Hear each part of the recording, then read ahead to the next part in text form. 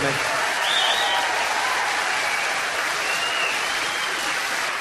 I'd like to take a minute or two to introduce everybody, and I'm going to start off with these two guys right here in the back. They joined us for tonight, and I want you to welcome on the fiddle, Mr. Eamon McLaughlin. And doing a great job on the banjo, Mr. Scott Vistal. Thank you very much, Scott.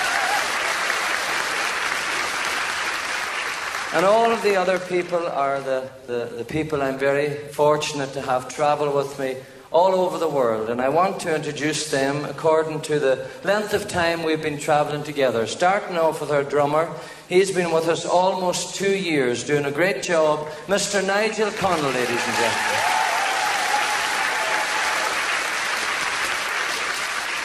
Over here on the steel lead and rhythm guitar, we had the good fortune to meet this gentleman in 1988. That's 23 years ago, Mr. Kevin Sheeran.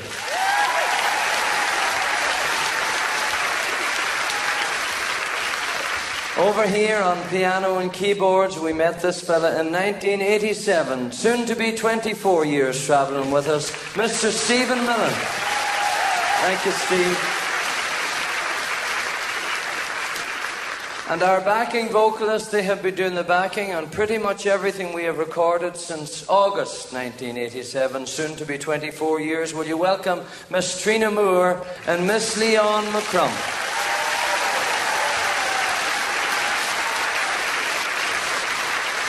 And the three guys that are left, I want to kind of introduce them together. Starting off with over here on guitar and vocals, Mr. John Staunton.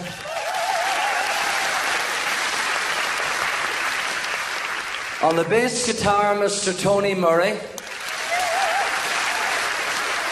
And last but by no means least, the granddaddy of us all, on keyboards and accordion, Mr. Ronnie Kennedy.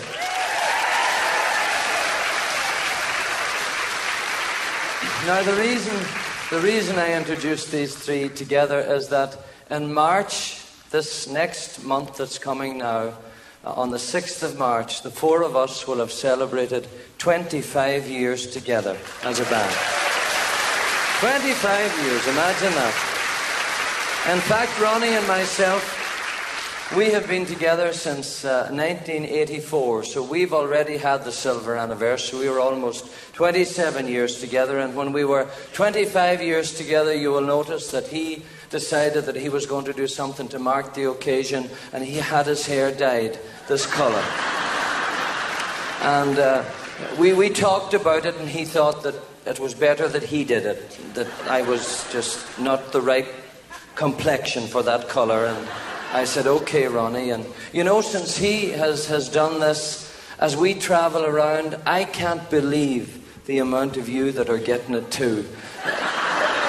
It seems like everybody's having the same colour done nowadays. It's the whole rage. I never thought when I first met Ronnie that he would be a trendsetter.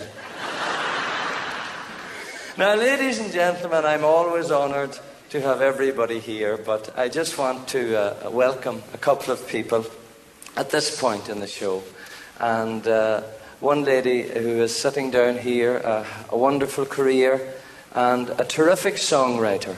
And she had hits like All My Friends Are Going to Be Strangers for Merle Haggard, and If I Kiss You, and her daughter recorded that one. Will you welcome Liz Anderson? Thank you very much. Maybe you'll stand and take a bow, Liz.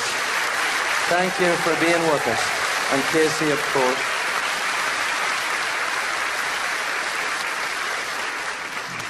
And for many years, as I said before, I have loved country music. I've loved the men and women who sang the good old songs, and I feel very, very privileged that tonight Miss Jean Shepherd has chosen to come and see us. Thank you, Miss Jean.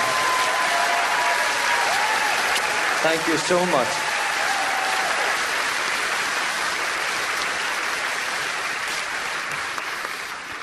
This next song that we're going to do is one that I had a hand in writing. And my sister Margaret was in Chicago a few months ago, and she met a gentleman called Joe McShane, and he had befriended another gentleman called Forrest Lee Jr., and they're sitting down here. And would you stand, folks, because they're the co-writers of this next song with me.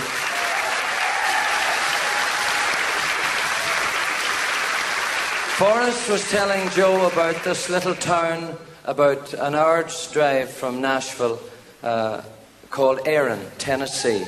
And on the sign as you drive into Erin, it says, "A wee bit of Ireland in Tennessee." And Mayor Tommy Parchman is here tonight, and all of the people of Erin. I got to visit Erin a few days ago, and I want to thank them for making us so welcome. They fed us. They just give us such a great time, and thank you very, very much. I hope that you will enjoy this song. You have never heard it. It's all about your town, that little bit of Ireland called Erin, Tennessee.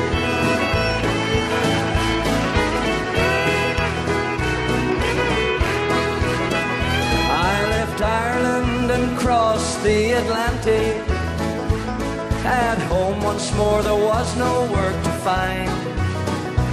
With a heavy heart I had to make that journey, with thoughts of friends and loved ones on my mind. I landed in New York, then traveled southwards, 'cause city life was never meant for me. I think it must have been God's plan to lead me to a little town called Erin, Tennessee.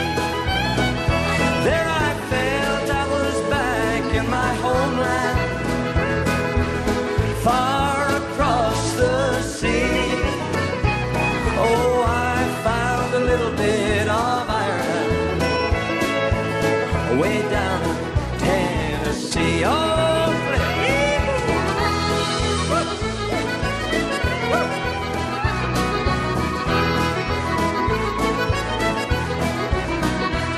now very soon I met a pretty lady.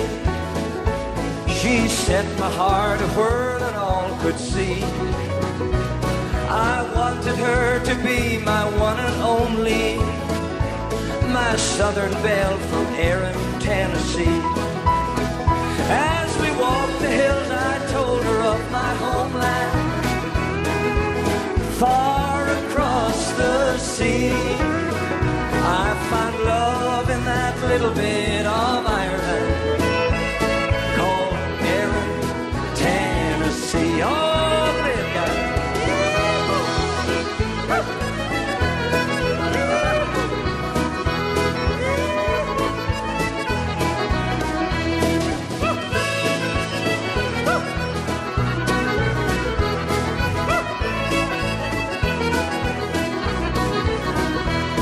We settled on green rolling pastures. It was there that she took my hand, and we lived and we loved and we raised our children far away from my own native land. Now I often tell them of my homeland, far across the sea. But we have a little bit of Ireland here in Erin, Tennessee. Yes, we have a little bit of Ireland here in Erin, Tennessee. Oh, take it home, boys.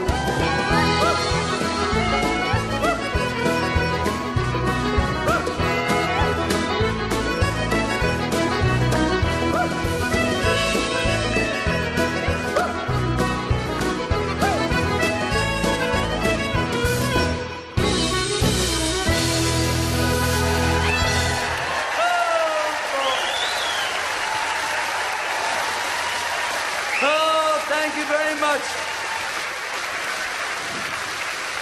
Residents of Erin, are you happy?